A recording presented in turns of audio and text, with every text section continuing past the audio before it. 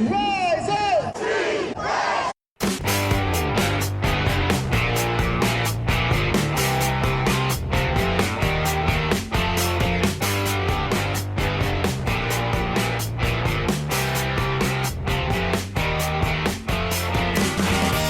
This is the Rise Up See Red podcast, all about the Arizona Cardinals and the NFL, featuring insider and outsider perspectives. Enjoy the best hour of Cardinals talk on the web. Now here are your hosts, Jess Root and Seth Cox.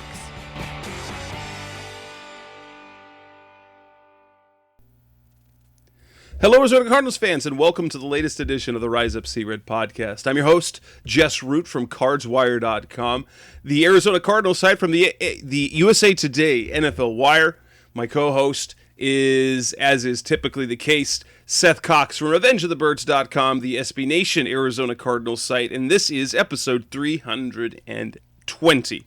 As we have our first reaction to the preseason, the Cardinals played their first preseason game last weekend on Friday, defeating the Dallas Cowboys 19-16, thanks to a couple of Matt Prater field goals, two Matt Prater field goals in the final 2 minutes of the game. But the end result, obviously, we're not going to talk about how great the game was, but we're going to react to the good and the bad. What was the good from that game? What was the negatives we got from that game? And then we're going to talk about, individual players. Who needs to be better? And then, since the Cardinals play the Chiefs this weekend on Friday night at State Farm Stadium, we will get into that game and what we want to see there. Seth, for you, as we get started talking about the positives from the game, what were your major positives in that outcome, or whether it be the outcome or the process? You know, I think the first positive, one of the guys we talked about before the show was Zaven Collins, or before the game on last week's show. And Zaven came out and he didn't play much, and he made one big play, and that's really all we wanted to see, right? We just wanted to see that he was going to be competent, active. He showed that in his very limited time, and I really think that's all fans cared about, was to see him come out and put something positive on tape early. I think from there, the biggest positive of this game has to be, at least, I'll say most of the draft class. The 2021 draft class looked absolutely phenomenal. And I know it's preseason game one, but you look like you have three guys that are 100% ready to contribute right now, from Zaven, Rondale Moore. But then Marco Wilson he looks like he's got a chance to be the real deal. And if you get a corner that has that effect on the team in round 4 of the NFL draft, that's a home run of a draft. I think, there were a lot of positives to come out of this. We probably spend half the show talking about it, but initially the rookies in this draft class were the first thing that really jumped out to me. Yeah, absolutely. The fact that Zaven Collins made a splash play in his limited time, getting a tackle for a loss, especially so, and it was particularly notable because the knock on Zaven is his play against the run. We know that Simmons and Collins are going to be very good in coverage with their athleticism and their size and their length. The question is how well they will hold up against the run, how quickly can they get downhill, and to see, on the second play of the game, Collins to get inside into the backfield and make a tackle for loss of 2. There wasn't much. Again, let's see, if you look at, he looked competent out there the other times, but that's exactly what you wanted to see. Rondale Moore, you look at the yards, I think it was 39 yards on 5 touches, which is, it's not game-changing by any means, but it looked like he was a game-changer out there. I think my favorite observation that I saw on social media was that of Kyle Odegaard, who worked for the Cardinals up until a couple weeks ago. And he took a different job with a different, he's going to be right about sports betting. You guys listening to the show know who Kyle Odegaard is.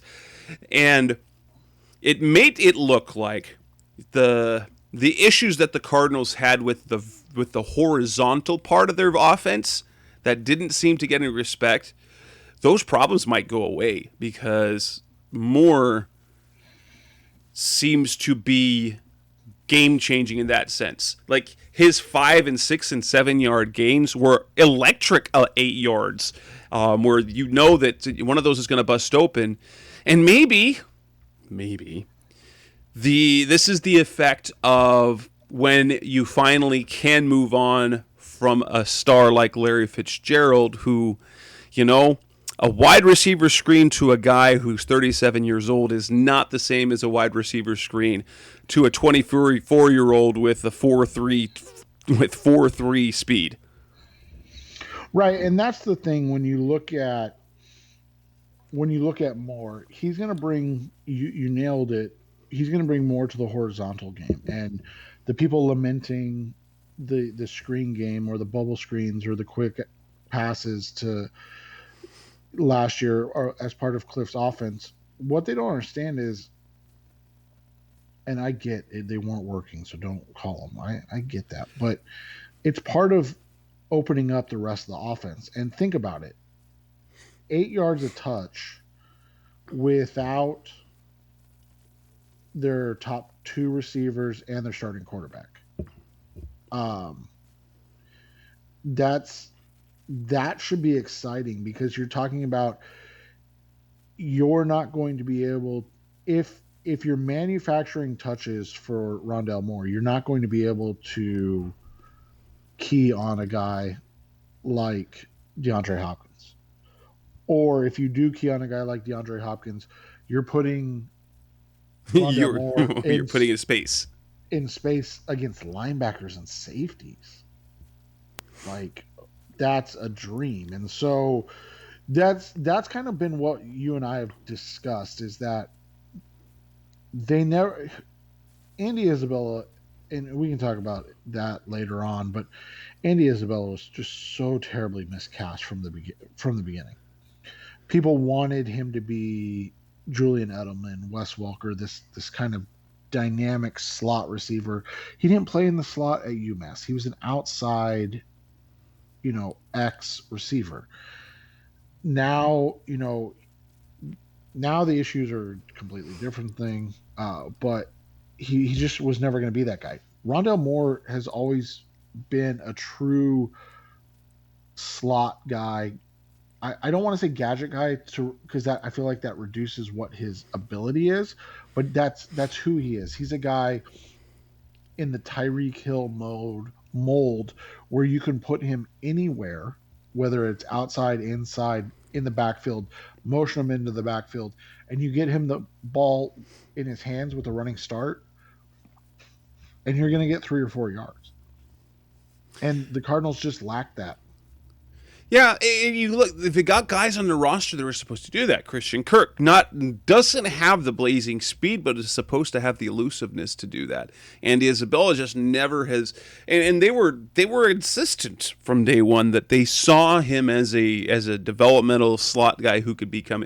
But here's Moore is that guy already. So what they wanted Andy Isabella to be, it appears Rondale Moore is from day one, and which really puts them in a weird situation with Isabella, because now what do you do with him?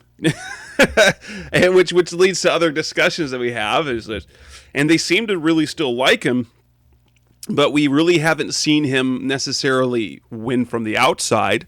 I mean, he's got the speed to do it, but it just feels like ultimately that pick, you're like, oh, it's just what could it have been, when they really pushed him to be an inside guy, which meant he didn't play his rookie year. And now they're like, it's funny because they've always, now they're very, he plays more, he's a more of an outside guy, he can play both. You finally figured that out. You finally figured that out. And right. And maybe it's a year too late, maybe however that goes. But obviously, but the positive is, oh my gosh, Rondale Moore is going to be fun to watch, and it's going to be hard to keep him off the field, and that's the part that's going to be interesting to see how they use him. Is, well, one, they, like, obviously you're not taking Hopkins off the field. AJ Green has been fantastic. Christian Kirk showed, like, Christian Kirk kind of showed everyone in that game with that big catch. Not just that big catch, but that circus catch. Like, he was a Larry Fitzgerald type one-handed haul in. He was making people forget or remember what everyone kind of hoped he would be. Like, he's become like the invisible man, and this is a team that still really believes in Christian Kirk. Whether they're going to bring him back on a that second deal, they still, and the guys in the receiver room, the guys on the offense, they talk about Christian Kirk in the same, like, they mentioned D-Hop and they mentioned C. Kirk. And so I thought that was very, because it was just a reminder of the type of player he is. And now the fact that, well, one, you've got DeAndre Hopkins, who is the best. And if AJ Green can continue to be what he's looked like in camp, that's going to be such a hard passing offense to defend. It will be, and that's one of the exciting things, and I think that rolls into the second thing that you liked, or another big positive from this game, was how good Colt McCoy looked as the backup quarterback. Say what you want about Chris Streveler, his ability to run, his ability to do things off time. When you watched McCoy, there was a calmness, there was a positivity, I guess is the best way to put it, about him being out there. It was almost like, hey, we're not going to miss a step. That we're going to be all right. And which is what you want from the backup. If they have to step in for a game, to finish the game. I felt like, 2 years ago in 2019, you kind of got that vibe from Brett Hundley, but for whatever reason, Chris Streveler was clearly the backup last year.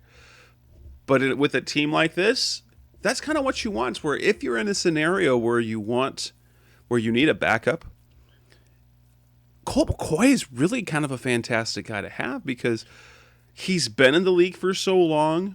He's seen almost everything. Yeah, and he's not going to blow you away, but he's competent enough to keep you going. Yeah, and he's a guy who's been at the pinnacle, because like he was, like, as Cliff Kingsbury calls him, he was the king of Texas in college. And he's a shoulder. I mean, the craziest thing, and these are obviously what ifs, and this isn't a Colt McCoy podcast, so we won't go heavy into this, but I mean, he's literally a shoulder injury away in the national championship game from probably changing the course of college football history. Because I mean, that was Nick Saban's first national championship, and I don't know if he wins that national championship if Colt McCoy's healthy. That's how good of a quarterback he was. And then that shoulder injury, you could just tell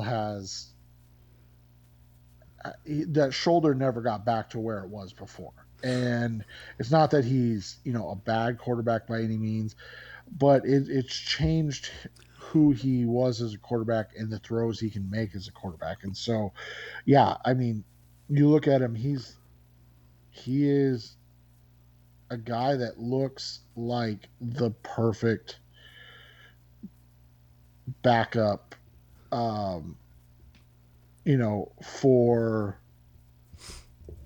for the Arizona Cardinals and Kyler Murray and what they need. Exactly. And so that was good to see.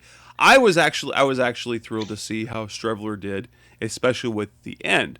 We saw some athleticism. The offensive line in front of him kind of struggled, and so he didn't always have the chance. And let's be honest, preseason, what's hard is you're not game planning for the defense, and so you kind of have to and while everyone is playing vanilla except for when it was the Oakland Raiders and Kyler Murray's rookie preseason, and they were throwing every blitz out there just to kind of prove a point about the Cardinals' soft little boy offense.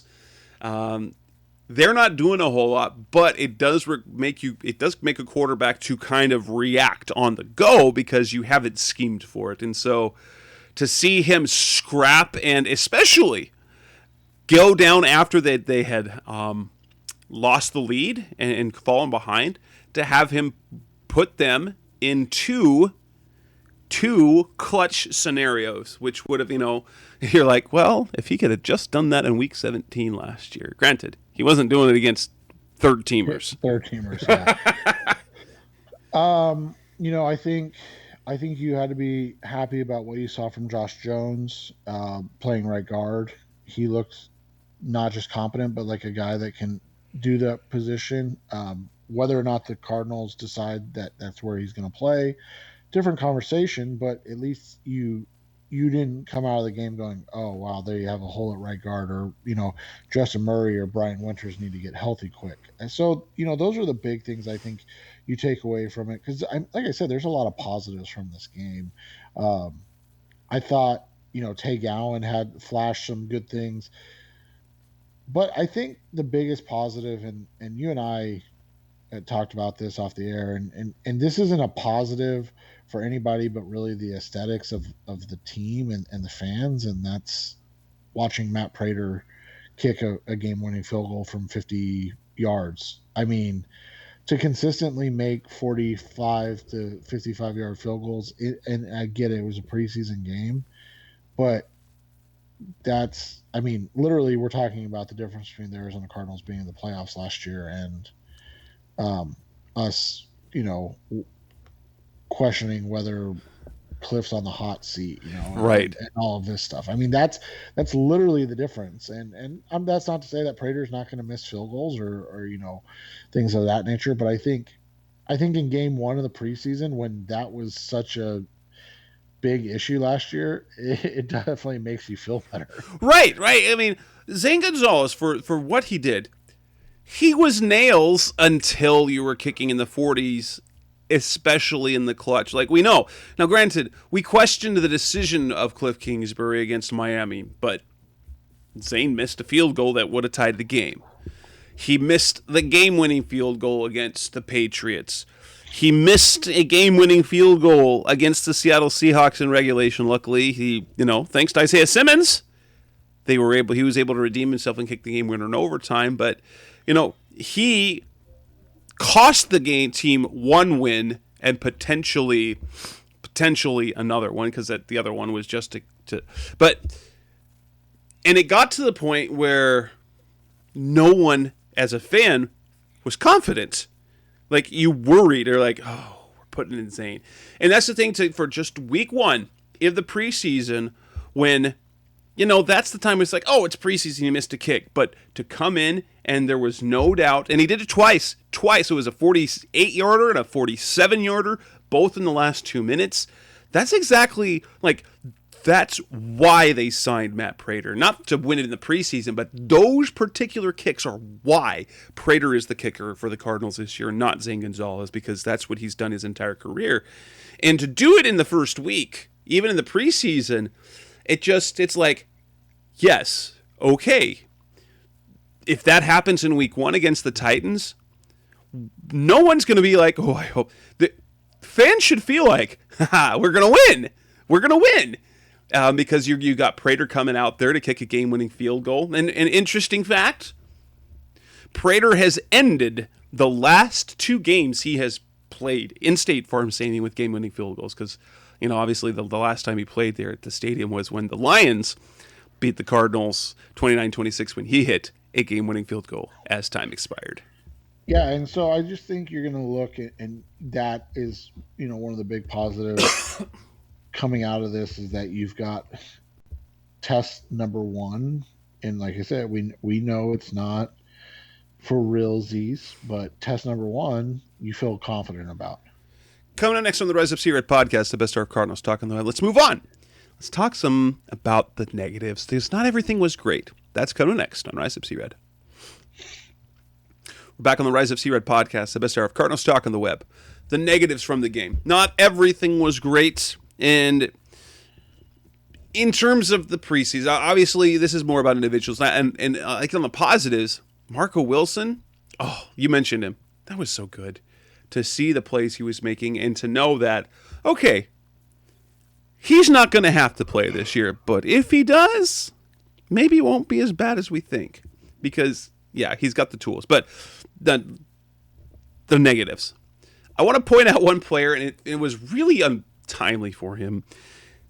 It was less than a week after Sean Kugler came out and called him the most improved lineman on the team. That, in his third year, he's right there ready to play. And then Josh Miles came out and struggled. Now, Grant, I will say, Dallas does have some very talented young edge players like Osei Odigizua. He's a guy I love.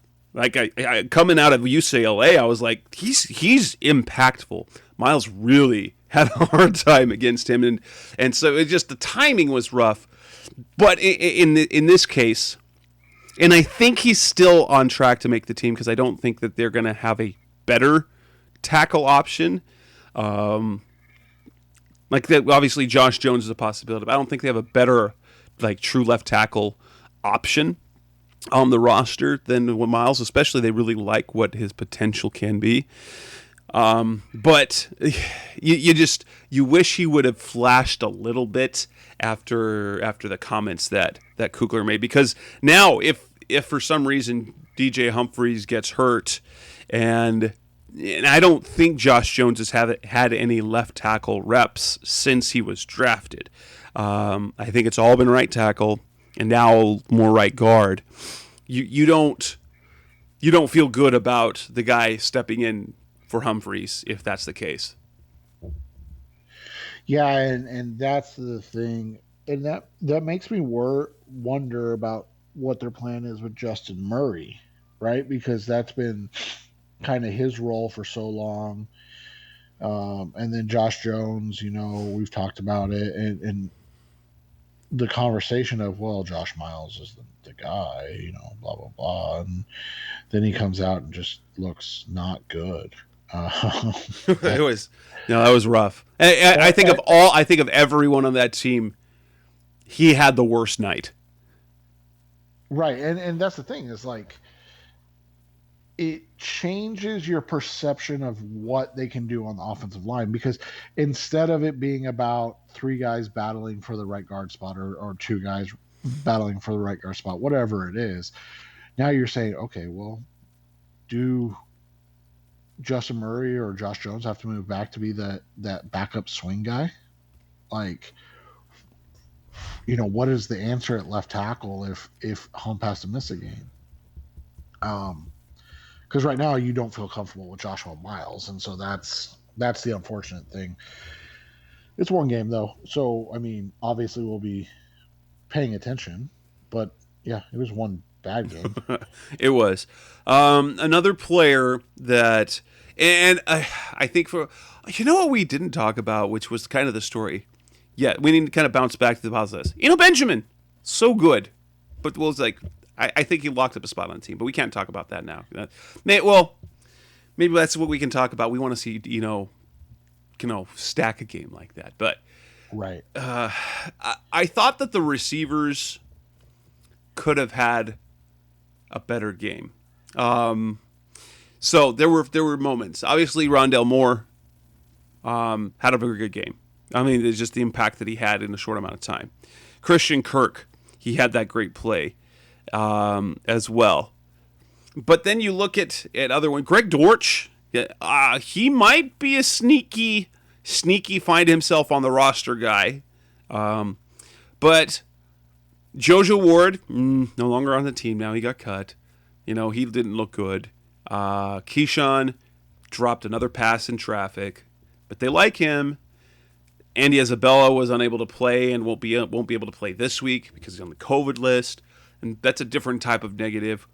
And then, but the other receivers, no one kind of really stood out. I mean, you've got Andre Pacellia, super fast, Rico Gafford, super fast, but you didn't look at them and you go, you really got nothing out of them. There was nothing that kind of stood out in the passing game outside of a couple of big plays. Yeah, and when you look at the fight that there kind of is right there, Dortch is an interesting guy because of his return capabilities, and he seemed to do a good job with it. And And after, kind of going back to what we talked about at the beginning, Rondell Moore, you wonder if they aren't looking at things and going, oh, maybe we'd prefer not to have Rondell return kicks and punts, right? Yeah, and it's like that, like they know what he can do. So, like, But if they need it every once in a yeah, while, that he's the specialist, the punt return specialist for big moments. right, right. But so I think that was a big thing. Um, I thought returning kicks was big. Average 28 yards of kickoff return. That was big because what's the kid's name? Basiali. Bachelia. Yeah, he obviously he only returned one, but he didn't do a great job with it. and got leveled. Now, granted, Yeah, he's a little guy, so he's yeah, he is. you don't want him getting hit.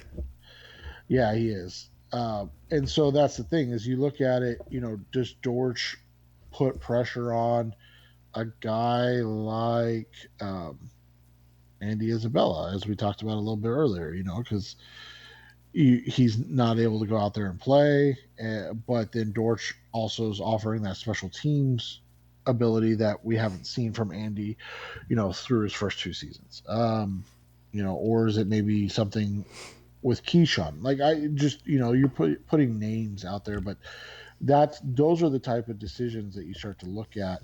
I think the other kind of disappointing thing was I thought Jace Whitaker, he just looked out of place. It's not that he's a bad cornerback by any means. I just don't see a spot for him or that he stood out like you said Marco Wilson and Tay Gowan did. Yeah, no, and Whitaker is an interesting case because I think he's going to end up with the same role that he had last year, and that's going to be the practice. He's going to be on the practice squad, get called up because of special teams. Like we saw, unfortunately, the Miami game was bad, and Jace Whitaker wasn't a mix and all that. But when you end up with Devondre Bosby and Jace Whitaker as your cornerbacks, you're not in a good place. And Whitaker, though he shows, here's the thing. There's two things that he offers as a positive. One, it's positional versatility because he can play inside out, and his play on special teams. But if you end up with a guy like Jace Whitaker on the field, you're gonna worry. Right, exactly. And that's not to say anything negative about him. I just think that's just, again, when we talk about slight negatives from the game, Yeah. those are two of the ones that kind of came out more than anything else. But yeah, I mean, I think overall, I think the positives clearly outweighed the negatives, and then there's always the biggest positive, and we won't even mention it, but that's that everybody's playing this week again. So yeah, and I will say that I wished I had seen a little more from Jonathan Ward, especially the way they talked about him. So what was it? I think Dave Pasch, who said on one of his on some I think he was talking on Arizona Sports, said, one of the things with last season is that Jonathan Ward never would have been a guy they could have hit on the practice squad last year because of the pandemic. But we didn't see anything from him because he looked like Kenyon Drake in terms of his running style, which, while I defended Kenyon Drake, Ward didn't look dynamic at all.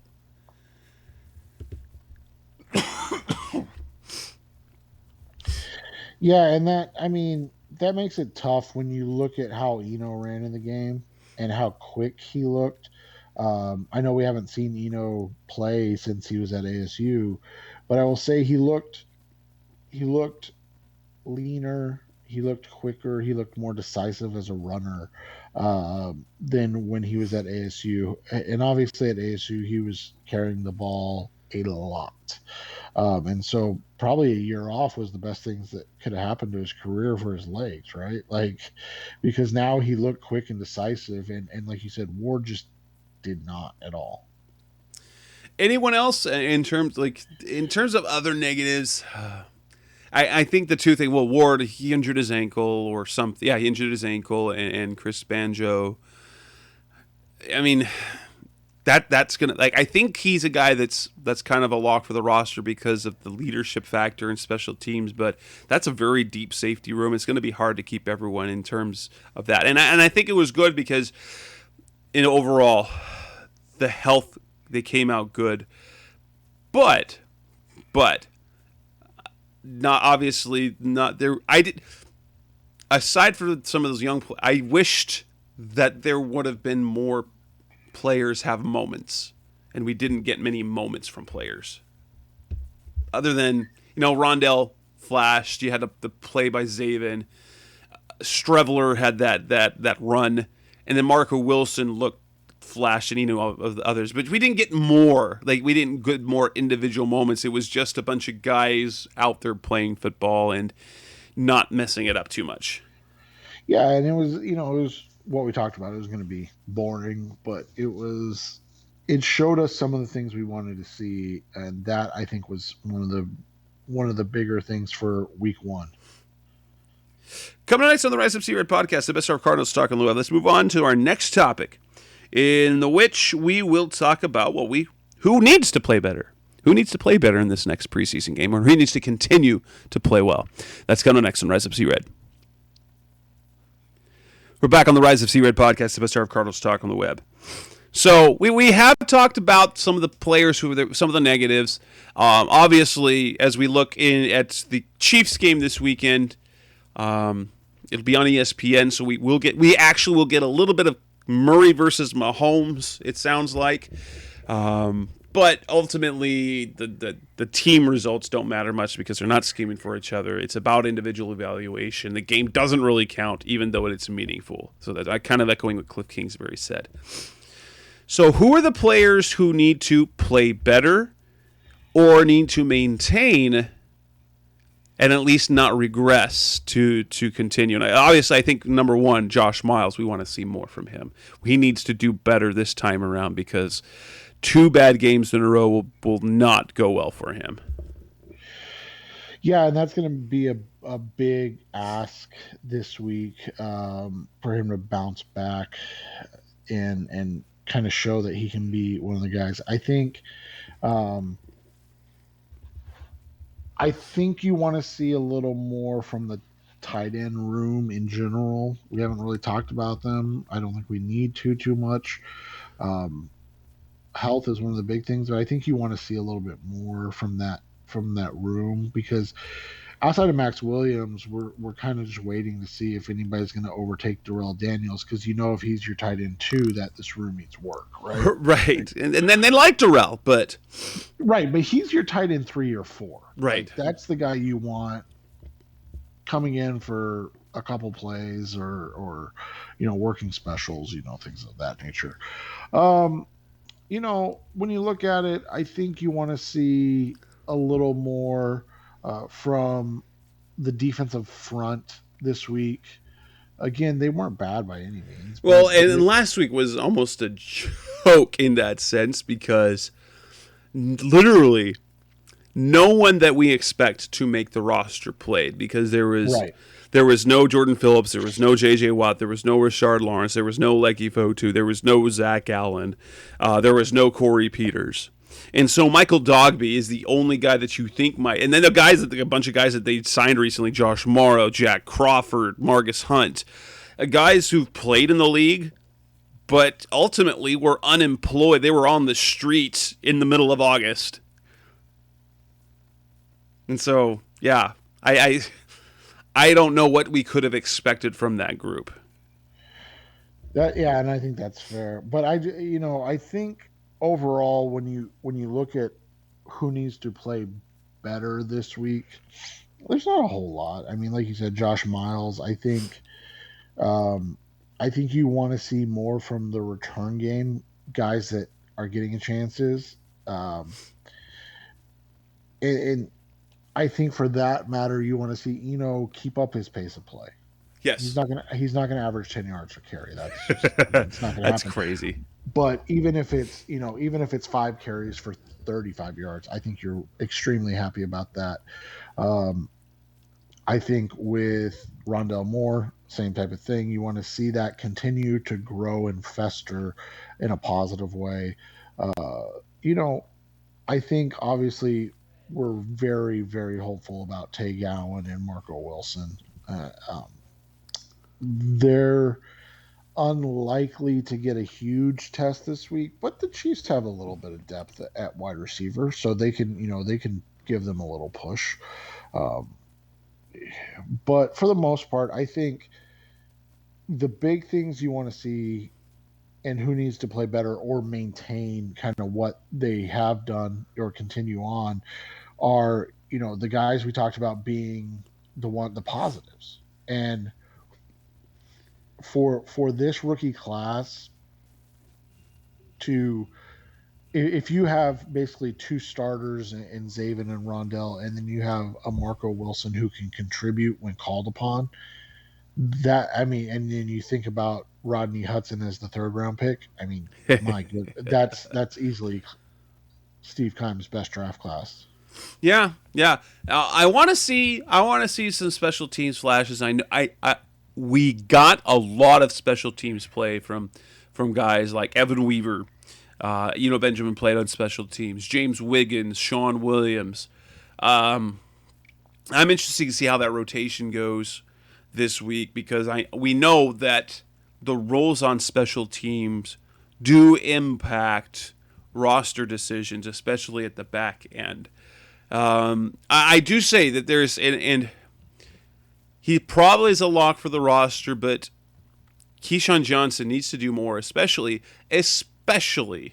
when he's not against starters, because what in the world is that? I think he's got to be able to make contested catches. I know he's real tight with Kyler, and he knows he is their backup X, and so it's going to be interesting to see if he can bounce back and do something, because I felt like after his rookie preseason, he really hasn't flashed at all since then. Yeah, and that's again that's what the danger of the kind of shortness of the preseason can be, and what makes you want to see the continued development and those guys to push forward week to week, as opposed to having, like you said, that flash and then disappear. Because as much as the preseason doesn't matter, like we just talked about how kind of boring and mundane that Cowboys game was. I mean, I can't imagine what it was like in the press box. It had to be a lot to just watch. I mean, I know it's fun that football's back, but there was just so few big plays, and that's just like, and then the game seemed to go forever, did it not? It did. It was late at night. On a 7:00 kickoff. You don't get home till like 1 a.m. It's so this week 5:00 kickoff, which is better. I'll get home at a decent hour. And so that's the thing. So to your point, like, you want to continue to see the growth of players week to week, and not just a week flash and then kind of missing out on them. I would also, I think the last thing, who needs to play better, I think you want to see the continued kind of, I know there's really not a battle, but the continued quarterback battle that we saw at least in week one, where both quarterbacks put forth their best foot. And I think that's an important thing as well. Well, absolutely. And especially for Chris Streveler, it's going to be, I don't know how they keep him on the roster. But especially with the other position, I think you're going to have to stack some players. But they really believe in Streveler's talent and his future as a quarterback. I don't know if they think that he can be like a starter, but Colt McCoy is clearly the best option as a backup. But how much competition Chris Lever can get in, and to show that he can play at this level, we saw the physicality, we saw the grit. It'd be good to be able to see him make some nice throws and have the time to do it. Yeah, and that's the thing too with Strebler, that it's been tough. He doesn't seem to make throws consistently. And so he I don't want to say takes the easy way out, because trust me, running through there is not the easy way. But he seems to trust his legs and ability to get yards in that general way more than, throwing the ball. And as we saw, that's not something you can do consistently in the NFL, especially against fast attacking defenses like the Rams. Now, we're going to kind of change up the last topic, because we could kind of end up talking about what we want to see versus the Chiefs this week. But coming up next on the Rise of C-Red podcast, the best of Cardinals talk on the web, let's finish things up talking about, well, rather than just the Chiefs game, what do we want to see for the rest of the preseason and camp? What do we want to see there? That's coming up next on the Rise of C-Red. We're back on the Rise of C-Red podcast, the best of Cardinals talk on the web. So we talked a little bit about who needs to bounce back, what we want to see against the Chiefs this week. But what do we want to see overall? What do we want to see from the Cardinals overall before the end of the preseason? Give me something that you want to see. I'll start. I do want to see, in the limited amount of time that Cliff has his starters out on the field, I want it to look goodish with Kyler Murray. I know that they purposely keep things easy, but give us a taste. Just give us a taste. I want a little bit of a taste of what Kyler's going to be in this offense. But I fear that they're not going to have Hop or AJ Green on the field, which really changes what the passing offense looks like. Yeah, and I think that's a fair thing to ask for. We won't see the rushing attack. Obviously, we're not going to see Kyler run in the preseason, which is understandable. But I think, as you said, you want to see the diversity of the offense come into play. I think you want to see the weaponry that they have, and I get that we're probably not, like you said, not going to see DeAndre Hopkins. You're not going to see AJ Green, but I think even with Andy Isabella, who won't play this week, obviously with the positive COVID, but with Andy Isabella, Christian Kirk, Rondale Moore, I think that's a lot of weapons. When you add in Chase Edmonds and James Conner. So I do think we'll have enough to maybe get a good series or two. And that's really all you want to see, right? You want to see, like you said, crispness and maybe some explosiveness. But I think more than anything, you just want to see them move the ball without it's seeming like a struggle or Kyler's legs having to bail them out. Because, that's the thing. Kyler's legs are going to bail them out a bunch this season.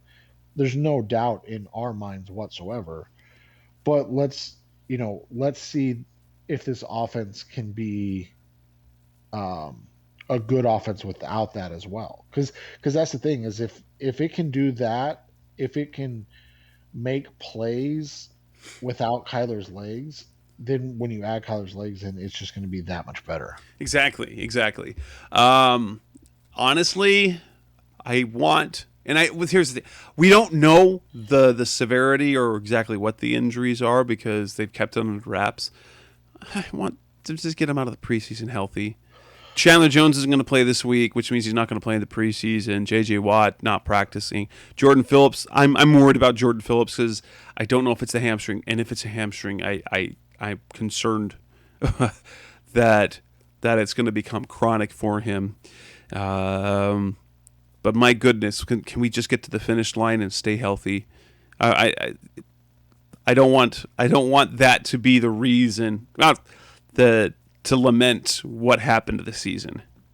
Yeah, and I think that's the big thing is, we didn't expect J.J. Watt to play much, if at all, during the preseason, and it's clear that he's just not going to play during the preseason, which is, whatever. Um, but I think the other ones, like you said, like the AJ Greens, the Jordan Phillips, guys that have had long histories of maybe injuries or are coming off an injury plagued season to then come right into more injury plaguedness, I guess you would say, is disappointing and kind of disheartening. Anything else that we want to see in this preseason? Yeah, I'd like to see a little bit from the running backs. I know Chase Edmonds, didn't get a ton um, of burn this last game, and obviously James Conner was on the COVID list. But I'd like to see a little more from the running backs this week that aren't Benjamin, because I don't think you and I expect a ton from this year, but Nope. we'd like to see a little more from what they these other ones. Right, and I just would love to see players separating themselves, because it makes it easier for us to kind of get a clue, so that when the rosters are built, we're like, wait, why? We want, as fans and as analysts, you want players to stand out. You want those guys that create a buzz, like a Cap Cappy or Vontarius Dora, or those every year receivers that seem to pop up. And maybe that guy's Greg Dortch. But I want someone unexpected to step up, because that makes the preseason fun. Yeah, and I think Dortch is the leading candidate right now. And that, like you said, that makes it fun. Although, I mean, we've got to be excited, and I know you're trying to temper your expectations, and you don't want to come off as the ASU homer. But I think looked really good He in the did. first He did. game as a runner and a return man, and those are two things that they're going to need. There's nothing really else. That's the problem with how little the veterans are playing. There's not much you can ask for, because I mean, to continue to see splashes from Zaven Collins and his limited work, maybe a splash from Isaiah Simmons this week wouldn't be the worst thing. But I mean, for the most part, you're talking about, let's get out of this healthy and get to the regular season so we can see this team that we've been excited to see constructed, or that was constructed, that we're excited to see finally on the field together. Because that's been what the problem is we're not going to see it at all. It seems like, I mean, literally during training camp, they'll never have all the guys out there I know. because Watt didn't even make it out of the running test. So. And you're still not going to convince me that wasn't on purpose. So I really feel that it kind of was. So maybe he did have a slight tweak, but I think that it feels like that was a plan. And I think, I just hope they don't kick themselves if they start, Yeah. 1-4, and then finish up at a strong 9-8, but miss the playoffs. yeah. But that's watch next week when they move back to Tempe. Oh yeah, the guys will be out there practicing. That Watt doesn't come off PUP then. Yeah, exactly. And let's not have Chandler Jones get hurt. So something happened in practice on Monday. They said it's not serious, but it's not serious, but he's not going to play. And well, poor David Brandt, who works for the Associated Press, got a slight scolding from Cliff Kingsbury, because he asked us, like, we saw Chandler go down. Is there anything with that? And he's like, you mean during the closed part of practice? So yeah, they're not going to give anything. He was clearly annoyed. I'm like, oh, I was watching the presser after, like, oh, David. But I mean, it's unfair, because it's kind of unfair from that. Like, it's a little soapbox here, and there was a discussion that I was hearing among other reporters, because there's close part of practice, which means it's like we're not there. But if we see something, if there is like a Teddy Bridgewater type injury, we technically couldn't ask. We would have to ask. So anything happened, we couldn't say what happened to Teddy or how serious his injury, because you have to bring it up. Can you, you follow the team rules, but then at the same time, you have to get that sort of news out. So it's a dual-edged sword in that situation. I know that's something none of y'all care about, but it is an interesting factor that enters into this world of sports reporting. We'll be back. We'll go ahead and wrap this thing up. Hey, it's under an hour again, so we'll probably get back to those hour-and-a-half shows once the season starts. Seth, how about even though it'll be before their last preseason game, and then the next time that we record, we will already know the raw final 53. So why don't we, even before the final preseason game, put together we'll react to the show, we'll react to the game that is, and kind of make our predictions for the final 53. Now, if you're watching our sites already, Cards Wire and Revenge of the Birds, I know I've been writing a roster prediction after each game based on each piece of information that we see and how that might change things. But we'll try and put together our final 53 in the next show, in addition to reacting to the game versus the Chiefs, because I think what that last game against the Saints will be is a traditional fourth preseason game feel, where it will be a few guys battling for roster spots and other guys just trying to put tape out to land either on a practice squad here or elsewhere. Yeah, and I think that sounds like a great idea. So with that's Seth Cox. I'm Jess Root. This is the Rise of C-Red podcast. We'll be back again next week. Thanks for listening. Go Cardinals. Thanks for listening to the latest edition of the Rise Up C-Red podcast. Listen to previous episodes and subscribe to the show on Apple Podcasts, Stitcher Radio, Audioboom, or many other podcast platforms, so shows are delivered directly to your mobile device.